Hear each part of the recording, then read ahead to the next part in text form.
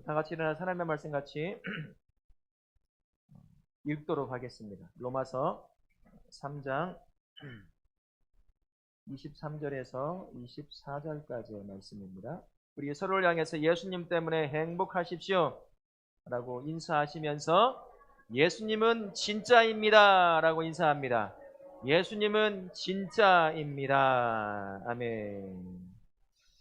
교회가 세워진 이래로 교회에는 나누기 나름이긴 하지만 두 종류의 사람들이 항상 있어 왔습니다.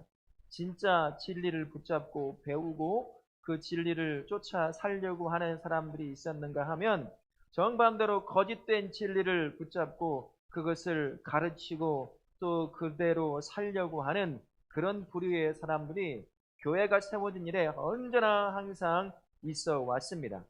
후자에 속하는 거짓 진리를 가르치는 그런 사람들을 성경은 뭐라고 부르냐면 거짓 선지자, 거짓 교사라고 이야기를 합니다.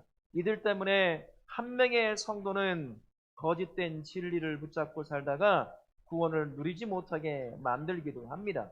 그의 재산, 그의 삶, 그의 영혼도 송두리째 망가뜨리기도 하기도 하죠. 교회 전체는 어떨까요? 잘못된 진리를 가르치고 그것을 옳다고 주장함으로 말미암아 교회 전체가 혼란과 갈등과 분열을 겪는 일들이 교회가 세워진 예로 한 번도 빠짐없이 있었습니다. 그게 이 땅에 살아가는 성도와 교회가 겪는 여러 아픔 중에 하나이죠. 외부적으로는 끊임없는 예수님 믿는다고 하는 것 때문에 오는 핍박들, 박해들이 있었어요. 내부적으로는 다양한 사람들이 모이다 보니 그 차이가 만들어내는 갈등도 있었겠지만 잘못된 거짓된 진리와 지식을 가지고 교회와 성도를 혼란케 하다 보니 교회 안에 또 다른 분열과 갈등으로 아픔을 겪어왔던 거지요. 과거에 그랬다고 지금은 안 그럴까요? 지금도 별반 차이가 없고요. 더 많이 일어나는 것 같아 보입니다. 그전에는 뭐 하나를 알려주고 그것을 가르치고 살아가려고 한다면 참 오랜 시간이 걸렸습니다. 하지만 지금은 어떻습니까? 핸드폰만 열면 새로운 세계가 열리기 시작하죠. 지구 반대편에 서 있는 그게 진짜건 가짜건 그 진리라고 하는 소리들을 언제든 내가 원하면 들을 수 있는 시대가 된 거죠. 더 정교해지고 더 많아졌습니다. 그러다 보니 구별하기도 어려운 때가 지금이라고 할 수가 있는 거죠. 성도도 교회도 그만큼 거짓된 진리에 거짓된 가르침에 너무나 많이 노출되어 있는 시대가 저와 우리가 살아가고 있는 이 시대라고 할 수가 있습니다. 그 대표적인 단체를 본다면 어느 단체가 있을까요? 신천지라고 할 수 있을 것 같아요. 신천지가 그전에는 음지에 있었습니다. 그러나 코로나 때 의도치 않게 그들이 다 드러났어요. 사회적으로 좋지 않은 영향을 미친다는 그러한 일이 밝혀지게 된 거죠. 예수님을 믿지 않은 사람들도 신천지에 대해서 이제 조금이나마 알게 된 계기가 되었습니다. 코로나가 어려운 시기이기도 하지만 그런 측면에서는 장점이 되기도 했습니다. 하지만 몇 년이 흐른 지금은 제가 다시 한번 되돌아보니까 그때 그들에게는 신천지 단체에게는 어려운 시기였긴 하겠지만 그것을 계기로 해서 신천지가 이제 음지에서 양지로 올려오려고 시도를 하고 있는 겁니다. 그러니까 기성 종교처럼 지금의 제도화된 종교처럼 그렇게 스스로를 탈바꿈시키려고 하는 시기가 지금이 아닌가 싶습니다. 광고합니다. 이젠 우리가 신천지라는 거 숨기지 않아요. 보라색 옷을 입고 돌아다닙니다. 농협 사거리에 포교 활동을 하기 위해서 신천지 무슨 교회라고 하는 편말을 정확하게 붙여놓고 숨기지도 않아요. 20, 30명이 모여서 포교 활동을 하고 있습니다. 그들은 전도한다고 얘기하면 안 돼요. 포교입니다. 드러내요. 이전에 이단들은 어땠습니까? 그들이 뭘 하는지 몰랐어요. 언제 그 건물에 들어가고 나오는지 24시간 지켜보지 않으면 몰랐습니다. 근데 이 신천지는 그렇지 않아. 이제는 드러내놓습니다. 내놓고 전광판에다가 자기의 그것도 광고까지 하는 시대가 된 거죠. 이제 제도화된 종교로 올라가려고 하는 거죠. 그 동력이 어디서 얻었을까를 생각해 보니까 코로나 때였습니다. 이미 발각된 거, 이미 들통난 거, 이제는 대놓고 자기들을 드러내 보이고 있는 것입니다. 그렇게 우리가 살고 있는 시대에는 거짓 진리와 거짓 지식들을 끊임없이 가르치는 그러한 단체들이 있습니다. 매일 광고해요. 벽에다가 신천지 아웃이라고 붙여놓습니다. 우리 교회는 2번에 걸쳐서 신천지에 있다가 빠져나온 목사님 부부를 초청해서 2번이나 우리가 들었지요. 연초 그리고 작년에도 한번 들었습니다. 그렇게 경계시키는데도 이 지역에, 이 한국의 수많은 성도들과 교회들이 여전히 그 거짓된 진리에 이리 흔들리고 저리 흔들려서 교회가 무너지기도 하고 성도가 믿음에서 떠나기도 하는 엉뚱한 거짓 진리 위에 자신의 인생을 맡기는 일도 지금도 여전히 많이 일어나고 있습니다. 이유가 뭘까요? 왜 이런 일이 발생할까요? 여러 이유가 있겠지만 그것을 대표하는 이유 하나가 있겠지요. 바른 진리 위에, 바른 복음 위에 신앙의 믿음과 신앙생활을 올려놓고 쌓지 못했기 때문인 것입니다. 성경은 우리에게 바른 복음을 이야기해 줍니다. 복잡하고 어렵게 말하지 않아요. 굉장히 단순하고 심플하고 누구나 알아들을 수 있도록 바른 복음을 성경은 가르쳐 줍니다. 성경이 말하고 있는 바른 복음은 이겁니다. 구원은 오직 은혜로 주어진다라는 것입니다. 성경은 그렇게 우리에게 바른 복음을 얘기합니다. 아담이 불순종함으로 말미암아 우리 안에 모든 그의 후손들이 죄 가운데 빠졌습니다. 그 죄가 주는 고통과 아픔, 두려움과 염려와 걱정에서 단 한 명도 자유로웠던 사람이 없었습니다. 그 죄가 그렇게 이끌되 그 삶을 품고 살다가 어디로 가게 되죠? 영원한 지옥을 향해 가게 됩니다. 죄는 그렇게 우리를 이끌어갑니다. 아담 이후에 모든 인류가 그랬고 모든 피조물이 죄의 영향권 아래에 놓여 있습니다. 이것을 다른 말로 한다면 모든 인류는 스스로 그 죄에서 자유할 능력이 없다라는 겁니다. 스스로 그 죄에서 자유하여 영원한 생명을 얻을 수 있는 능력이 없는 것, 완벽하게 무능한 존재, 그게 바로 죄에 빠져 있는 사람이라고 하는 존재입니다. 한 명도 여기서 자유로울 수가 없는 거죠. 그래서 우리 하나님이 자신을 찾아 구원을 얻지 못하니 우리 하나님이 어떻게 하셨어요? 직접 찾아오셨습니다. 노아를 찾아가 구원하셔요. 아브라함을 찾아가셨습니다. 모세를 찾아가셨죠. 지금은 누구를 찾아오시죠? 우리를 찾아오셨습니다. 그래서 하나님을 만나고 찾아 그분이 주시는 구원을 누리지 못하는 우리에게 찾아오셔서 우리로 하여금 구원을 누리게 하시는 분, 그게 은혜인 겁니다. 능력 없어 하나님을 알아보지 못하고 찾지 못하고 그분이 주시는 구원을 얻지 못하는 우리에게 직접 찾아와 우리에게 구원을 주시니 그게 바로 은혜라고 할 수가 있는 것입니다. 에베소서 2장 8절 말씀에 이렇게 말씀합니다. 같이 읽습니다. 너희는 그 은혜에 의하여 믿음으로 말미암아 구원을 받았으니 이것은 너희에게서 난 것이 아니요 하나님의 선물이라. 구원은 어디에서요? 은혜로 주어지는데 그것은 그래서 뭐라고 부른다고요? 선물이라고 부른다고 말씀하십니다. 내가 잘나서 내가 능력이 있어서 조건이 있어서 하나님이 주시고자 하시는 구원을 누리는 게 아니에요. 하나님은 일방적으로 나를 사랑하셔서 나에게 오셔서 그 구원을 누리도록 선물처럼 주시는 게 구원이라는 겁니다. 그 말을 어려운 말로 번역하면 은혜가 되는 거예요. 받을 조건도 능력도 없는 우리가 그 구원을 누리게 되었으니 은혜가 되는 것입니다. 바른 복음은 이야기를 합니다.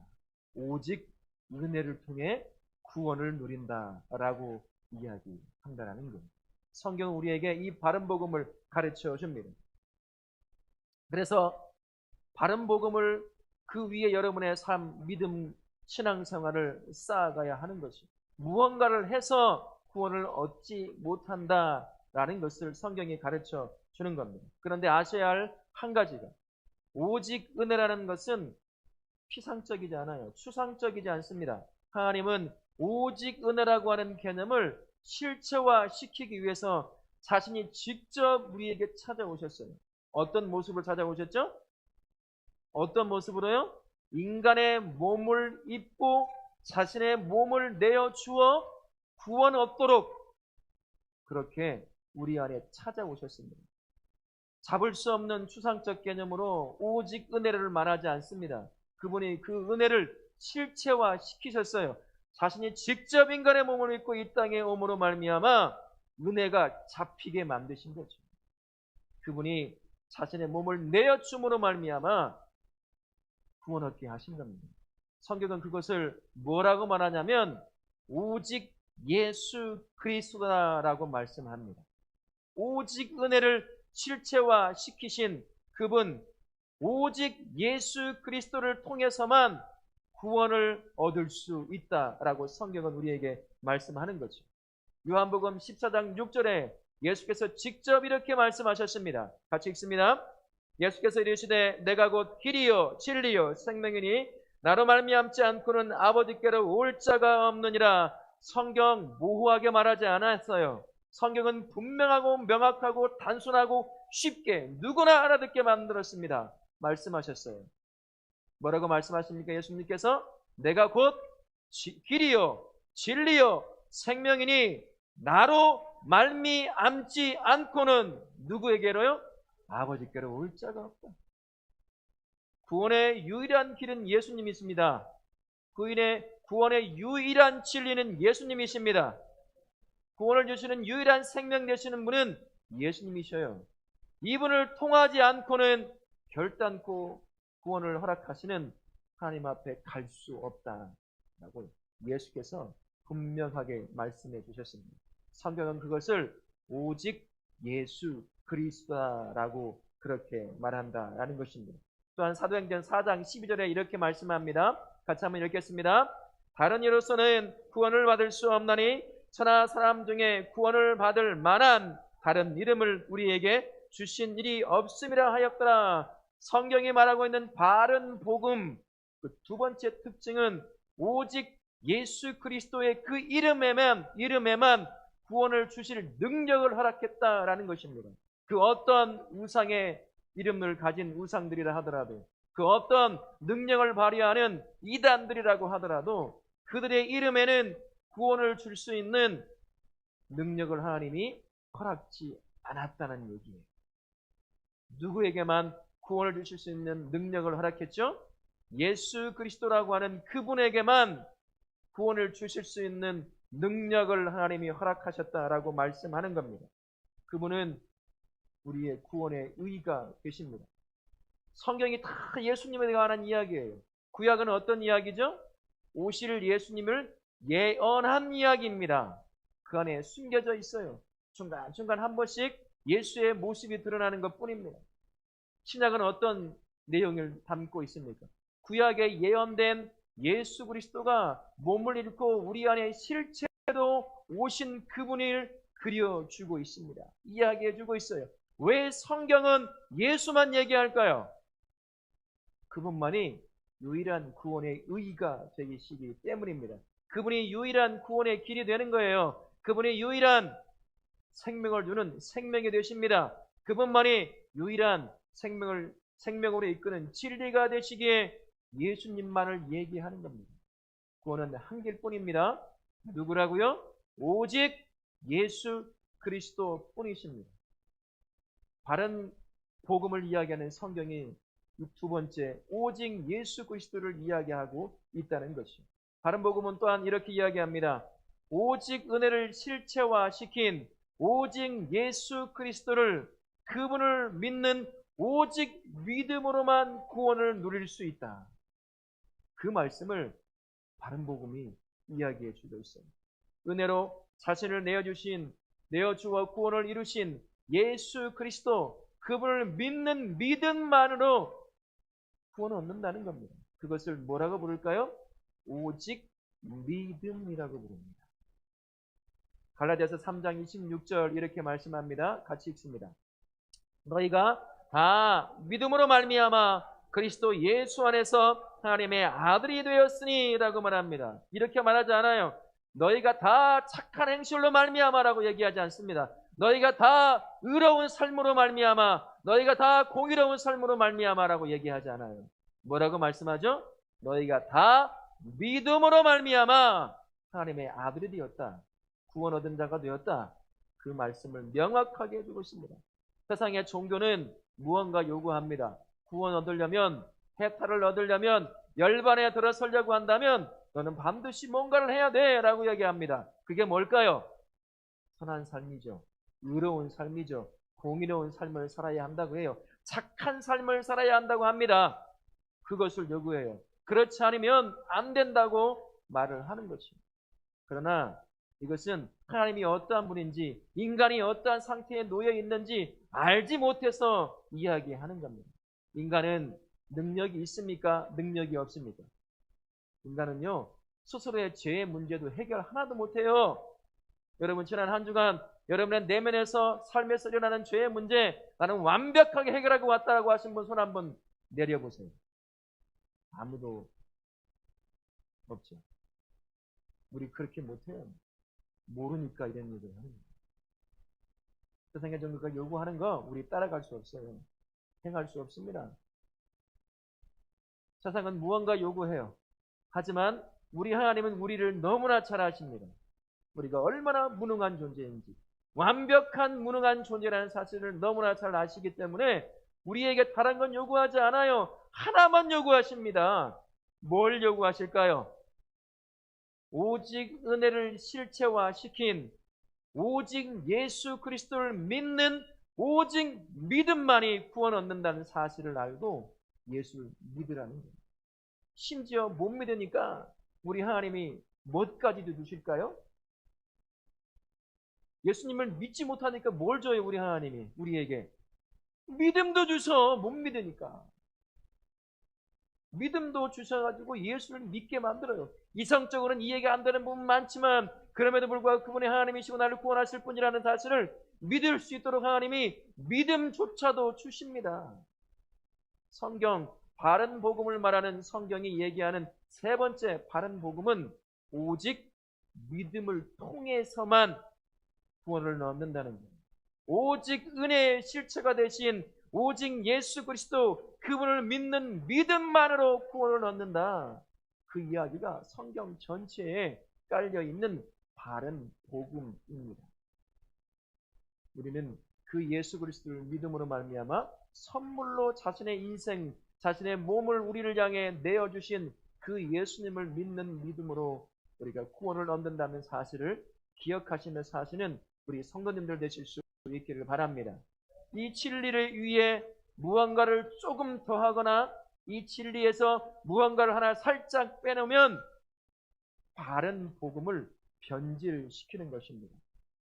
구원은 바른 복음 위에 세워지는 거예요. 바른 복음 위에 세워져야 구원을 완성할 수가 있습니다. 신방을 하다 보면 이런 분을 만날 때가 있어요. 이제 아내는 예수님을 너무 잘 믿어요. 신실하게 믿습니다. 그 가정에 신방을 가죠. 그러면 남편은 안 믿어요. 신방 간다면 남편들은 어떻게 할까요? 가진 핑계를 대서 그 시간대를 피하고 도망치고 안 받지요? 근데 어느 날은 받을 때가 있어요.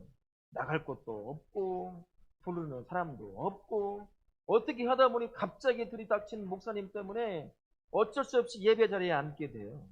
그 예배가 끝나고 이제 다과를나 차를 나누면서 이야기합니다. 아이고 이제 교회 나오셔야죠. 예수님 믿으셔야죠. 그러면요. 말 잘하고 농담 잘하는 사람 이렇게 얘기합니다. 아이고 예수 잘 믿는 우리 마누라 치맛자락 붙잡고 천국하면 되지요. 농담 삼아 그런 얘기 하는데요. 여러분 그런 게 없어요. 그 가짜예요. 예수 잘 믿는 마누라 치맛자락 붙잡고 천국 못 갑니다. 예수 잘 믿는 남편 바지가랑이 잡고 천국 못 가요. 그런 길은 없습니다. 오직 은혜의 실체가 되신 오직 예수 그리스도를 믿는 그 믿음만으로 구원을 얻는 것. 여기에 다른 것을 얹거나 여기에서 다른 무언가를 하나 빼놓으면 그것을 성경은 뭐라고 부르냐면 다른 복음이라고 부르요. 다른 복음을 다른 복음으로 만들어내는 겁니다. 갈라디아서 1장 6절부터 9절에 그 말씀을 하십니다. 우리 길지만 같이 한번 읽겠습니다. 그리스도의 은혜로 너희를 부르신 이를 이같이 속히 떠나 다른 복음을 따르는 것을 내가 이상하게 여기노냐.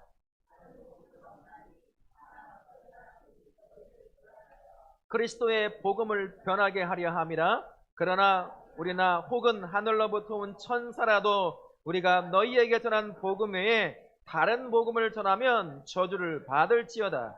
우리가 전에 말하였거니와 내가 지금 다시 말하노니 만일 누구든지 너희가 받은 것 외에 다른 복음을 전하면 저주를 받을지어다. 여기서 다른이라고 하는 단어를요, 다른 말로 바꿔보면 다른 식으로 번역이 되고 해석이 될 수 있습니다. 이런 거죠. 변형된, 아무것도 아닌, 변태적인, 이상한, 이런 말로도 바꿀 수 있습니다. 이것을 총체적으로 다 끌어안고 있는 하나의 단어를 선택한다면 변태라고 할 수 있어요.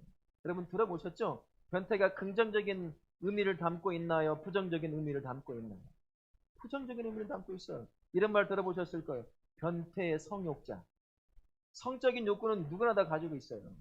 그런데 그것을 뒤틀어서 그 성적인 욕구를 극대화시켜 누리고자 하는 사람들, 그 사람들을 변태 성욕자라고 말합니다. 누구나 다 구원을 얻고자 합니다. 다양한 모습이지만, 다양하게 얘기를 하지만 결국에는 다 구원을 얻고 싶은 거예요. 평안을 얻고 싶은 것, 여러분 궁극적으로 뭘까요? 구원을 얻는 것과 비슷한 거예요. 그것을 극대화시키고 싶은 겁니다. 그러다 보니 바른 복음을 뒤트는 겁니다.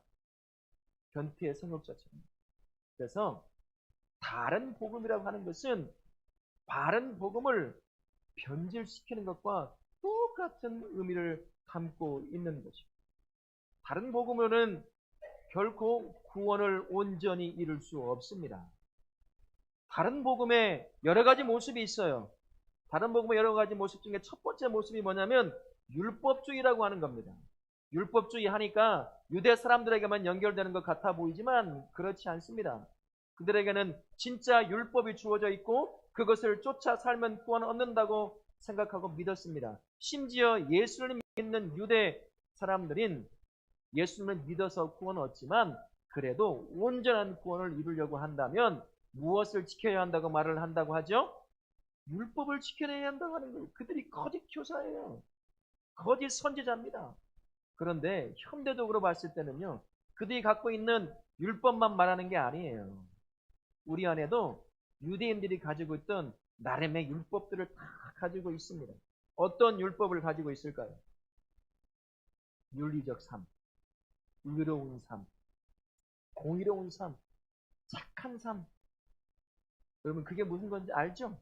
예수 잘 믿어도 못돼 처먹었으면 구원을 못 얻는다는 거예요. 그래서 신방을 가고 이렇게 얘기하면 이렇게 얘기하시는 분이 있어요. 나 같은 사람이 이 안에 뭐가 깔려 있을까요? 나같이 못 사는 사람은 구원 못 얻을 거예요.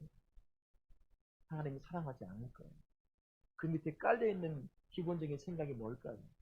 잘 살아야, 착하게 살아야, 의롭게 살아야, 정의롭게 살아야, 공의롭게 살아야 하나님 날 구원하실 거예요. 아니요. 그건 다른 복음이에요. 우리 의롭게 못 살아요. 여러분 다 살아봐서 아시잖아요. 나 지난 한 주간 의롭고 공의롭고 하나님이 보기에 사람들이 보기에 흠 하나 없이 살아오신 분 손 내려보세요. 없어요. 아무도 살 수 없습니다. 우리 그렇게 못 삽니다. 그러나 다른 복음은 그렇게 말해요. 다른 복음은 의롭게 살아야 한다. 그래야 구원 얻는다. 그게 예수 믿는 거라고. 그래야 하나님 너에게 구원 주실 거야. 복 주실 거야. 그 얘기를 하신다. 그러나 바른 복음은 뭐라고 말했습니까? 우리는 완벽하게 무능력하다고 말씀했어요. 우리 스스로 죄에서 벗어날 수 없습니다. 우리 스스로 구원을 얻을 수 없어요. 우리 하나님은 그걸 아신다고 말씀을 드렸잖아요. 그러나 다른 복음은 그 얘기를 해요. 그게 거짓 교사고 거짓 선지자들이 행하는 것이라고 할 수 있는 거죠. 갈라디아서 2장 16절에서 이렇게 말씀합니다. 같이 읽겠습니다. 사람이 의롭게 되는 것은 율법의 행위로 말미암음이 아니요 오직 예수 그리스도를 믿음으로 말미암는 줄 알므로 우리도 그리스도 예수를 믿나니 이는 우리가 율법의 행위로서가 아니고 그리스도를 믿음으로써 의롭다함을 얻으려 함이라. 율법의 행위로서는 의롭다함을 얻을 육체가 없느니라. 있다 없다 없다라고 얘기했습니다. 우리는 그렇게 살 수 없습니다. 그러나 이 말을 오해해서는 안 됩니다. 그러면 대충 아무렇게나 살고 예수님 잘 믿으면 되는 거냐? 아닙니다. 순서가 잘못됐다는 얘기입니다. 구원을 얻기 위해 열심히 잘 살아, 정의롭게 살고 의롭게 살고 착하게 살아. 세상 사람들은 착하게 사는 사람들은 뭐라고 말하죠? 법 없이도 산다고 얘기하잖아요. 그걸 신앙적 관점으로 해석하면 잘 사니까 구원 얻을 거야, 이런 말로도 해석이 될 수가 있어요. 그렇지 않다는 겁니다. 우리의 구원은 나의 삶과 일단은 상관없이 1차적으로 은혜 가운데 얻게 되는 거예요. 내가 살아온 삶과 상관없이요. 구원 얻은 자가 그러면 왜 의롭게 살아야 되겠습니까? 그게 감사해서. 나 같은 죄인이 구원 얻어 영원한 생명을 보장받았다는 사실, 그 기쁨에 넘쳐서 하나님이 기뻐하시는 삶을 사는 거죠. 그 의로운 삶을 사는 거예요. 정의로운 삶을 사는 거죠. 그래서 하나님이 기뻐하시게 하고 나와 함께하는 사람들을 행복하게 만드는 겁니다. 순서가 뒤바꾸면 안 된다는 거예요. 착하게 살아야, 정의롭게 살아야 구원 얻는 게 아니라는 사실입니다. 이 다른 복음에 속지 마십시오. 여러분 아무리 잘 살아도 그것 갖고 구원 못 얻어요. 그것 갖고 천국 못 갑니다. 하나님이 그것 갖고 너 잘 살았다고 칭찬하지 않아요. 우선 예수를 믿어야 하는 그 은혜에 감사해서 하나님이 기뻐하는 그 거룩한 삶을 살아내는 것이죠. 이 순서를 지켜 사실 수 있기를 바랍니다. 그러나 현대에 율법주의보다 더 강력하게 바른 복음을 뒤틀고 왜곡시키는 또 다른 복음 하나가 있습니다. 기복주의라고 하는 거예요. 여러분 들어보셨죠? 기복주의 들어보셨죠? 하나님은 우리에게 복 주시기를 원하십니다. 믿으십니까? 하나님 우리에게 복 주시기를 원하여 복 누리기를 원하십니다. 문제는 그 복을 받아 누리는 사람에게 있다는 것이죠. 사람들은요, 복을 굉장히 좁은 범위 안에 한정시켜 놔요. 여러분 머릿속에 복하면 떠오르는 거 있죠? 제가 정확하게 말씀해 드릴까요? 돈, 성공, 건강, 출세, 명성, 권력, 뭐 이런 거 아니에요? 큰 아파트, 이런 거잖아요.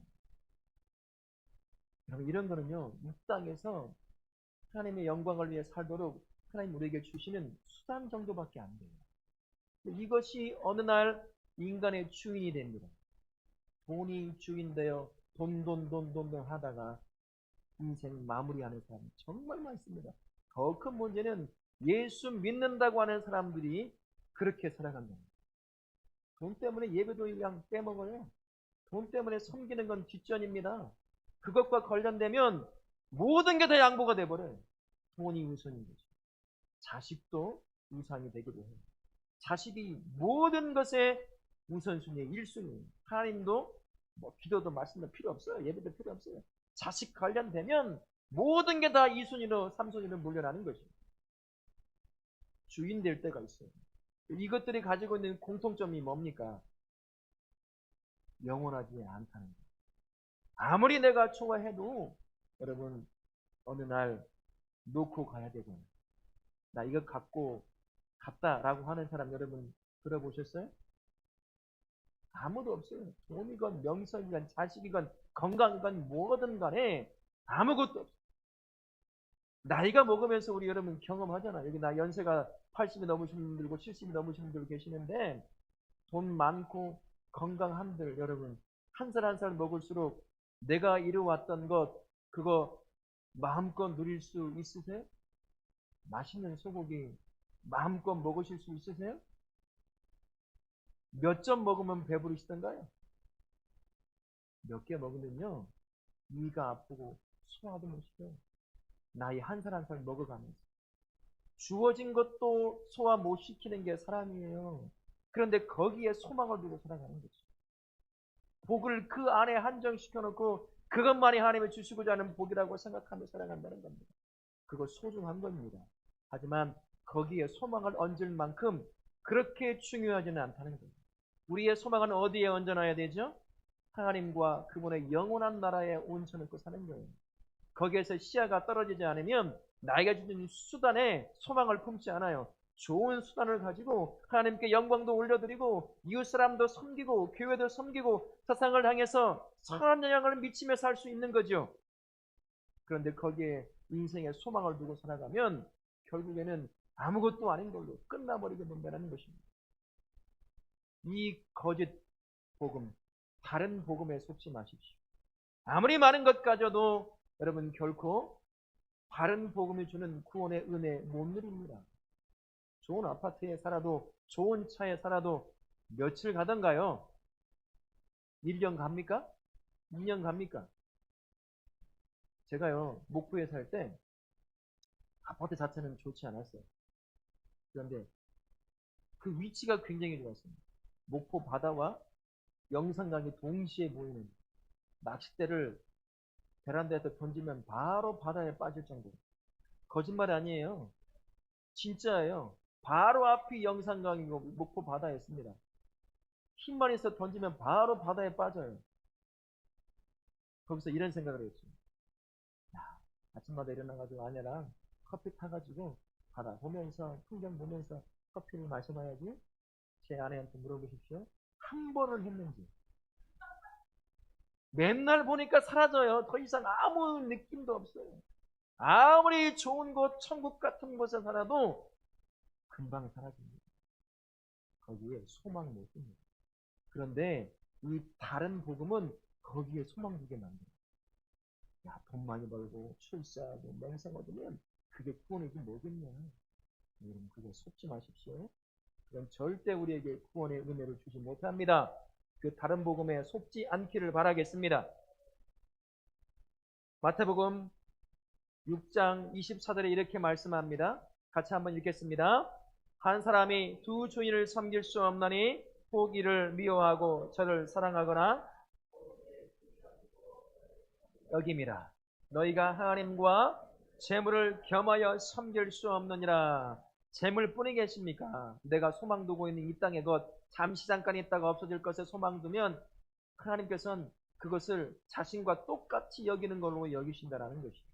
결코 그래서는 구원의 은혜를 누릴 수 없음을 기억하십시오.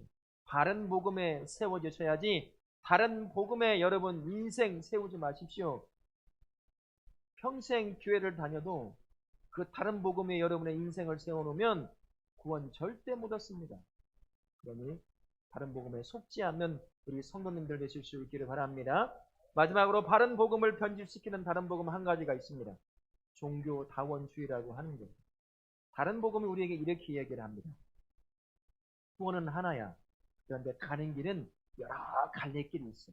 일로 가도 되고 절로 가도 되고 저 앞으로 가도 되고 뒤로 가도 되고 구원은 하나니까 그냥 잘 믿고 잘 살고 착하게 살면 돼.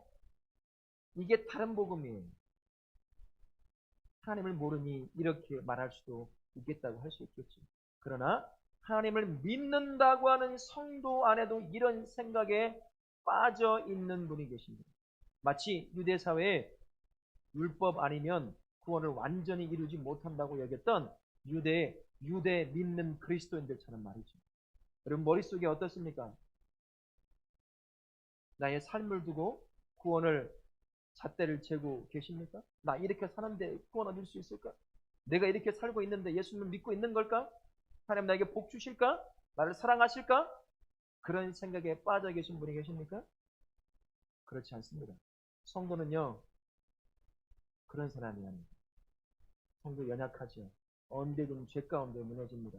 지난 한 주간 남들에게 말하지 못했지만 사람들이 보기에 어떻게 예수 믿는 사람이 저럴 수가 있어 라고 하는 그런 삶을 살다가 오신 분도 여기 계실 수도 있어요. 그러나 그건 두 번째 문제입니다. 두 번째 문제.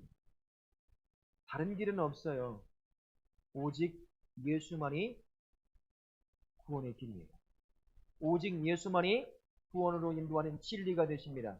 오직 예수만이 영원한 생명인 구원으로 인도하는 유일한 생명의 문이 되시는 분, 그분이 예수 그리스도이십니다. 하지만 다른 복음은 끊임없이 얘기해요. 그게 아닐 수도 있다고. 저 종교가 나는 그냥 교회 다니기로 결정했거든. 저 종교를 믿던 저 신을 믿던 그냥 잘 믿으면 되는 거 아니겠느냐. 그렇지 않아요. 열심은 두 번째입니다. 내가 누구를 믿느냐가 정말 중요해요. 여러분 저 믿고 좀 투자해보세요. 투자할 자신 있으세요? 저 증권사 앞도 한 번도 들어가보지 못했어요. 투자했다간 다 망하죠. 누구를 믿느냐가 그렇게 중요한 겁니다. 죽은 신, 이름만 있는 신, 이단들. 거기에 여러분의 인생 걸면 안 돼요. 오직 한 분, 살아계신 한 분만이 유일한 구원의 길이 된다는 사실을 기억하십시오. 그래서 이사야 45장 5절에 이렇게 말씀합니다. 같이 읽습니다. 나는 여호와라, 나 외에 다른 이가 없나니 나밖에 신이 없느니라. 나 외에 다른 신이 있다고 말씀하십니까? 없어요. 나 외에 다른 신은 없다고 말씀하십니다. 이것을 예수님께서, 신약에 들어온 예수님께서 우리에게 이해하기 좋게 편하게 앞에서도 읽었지만 말씀하셨어요. 요한복음 14장 6절에서 말씀하십니다. 뭐라고 말씀하시죠? 예수께서 이르시되 나는 길이요 진리요 생명이니 나로 말미암지 않고는 아버지께로 올 자가 없다. 이게 이사야가 한 말이 뭔 말인지 모를 수도 있으니 예수께서 다시 한번 풀어서 얘기해 주는 거예요. 나 외에는 없다라는 거예요. 아무리 화려한 종교, 거대한 신전을 지어놓고 이 신이 진짜 신이라 말해도 그 신은 이름뿐이라는 거죠. 오직 살아계신 예수 그리스도, 그분만이 유일한 구원의 길이라는 것을 가르쳐 주고 있는 겁니다. 그러니 바른 복음 위에 여러분의 신앙생활을 올려놓으실 수 있기를 바랍니다. 바른 복음에 여러분 귀 빼앗기지 마십시오. 눈 빼앗기지 마십시오. 마음 빼앗기지 마시기 바랍니다. 온전히 바른 복음 위에 여러분의 신앙을 세워놓으시는 우리 성도님들 되실 수 있기를 바랍니다. 작년 12월 3일 내란 이후에 한국 사회가 참 시끄러워요. 그죠? 그것 때문에도 시끄럽지만 부추기는 것들이 있었다는 것도 알게 되었어요. 가짜 뉴스들이 참 많았습니다. 증명되지도 않고 알아보지도 않고 카더라라고 하는 소식이 진짜인 것처럼 유튜브 방송을 통해서 틀어내고 종편 방송을 통해서 끊임없이 틀어내죠. 그래서 한 가지 여러분에게 사실에 기반한 소식을 들으시려고 한다면 유튜브 끊으셔야 돼요. 그리고 종편을 줄이십시오. 종편은 굉장히 편향되어 있습니다. MBC, KBS, SBS. MBC는 자유로워요. KBS는 좀 더 보수적입니다. 그 중간이 SBS입니다. 그 소식을 들으셔야 돼요. 종편에 치우치면 우리 사회를 지금 어떤 사회를 가고 있죠? 기독교도 어떤 식으로 가고 있습니까? 극우화되어 가고 있어요. 근데 문제는 그것들은요, 진실이 밝혀지고 사실이 드러나면 사라져요. 근데 구원과 관련된 가짜 소식에 빠지면 이거는요, 대책이 없어요. 끝나버립니다. 이 땅의 삶도 뒤틀릴 뿐만 아니라 영원한 삶도 잃어버리는 거예요. 나 열심히 믿었다고 생각하는데 다른 복음 위에 세워놓으니까 끝을 보니 구원은 없는 거예요. 마음껏 믿고 살아간 거지. 거기에 세우면 안 돼요.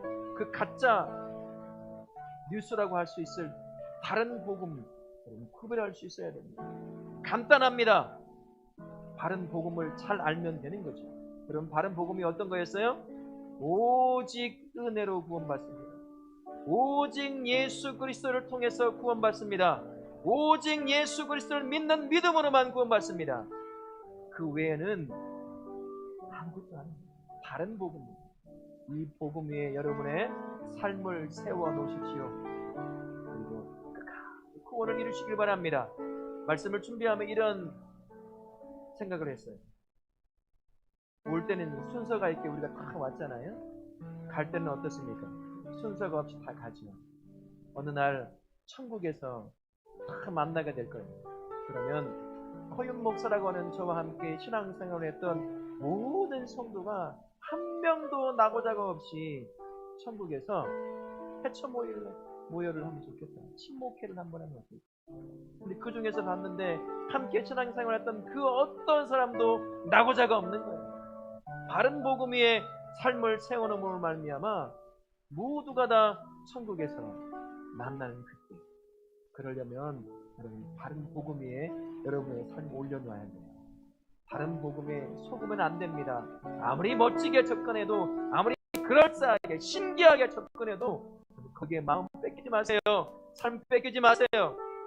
오직 은혜, 오직 예수 그리스도, 오직 믿음, 그 바른 복음 위에 여러분의 삶과 신앙을 세워놓으심으로 말미암아 온전한 구원을 이루시는 가장 복된 자가 우리 성도님들 되시기를 예수님의 이름으로 축원합니다. 아멘.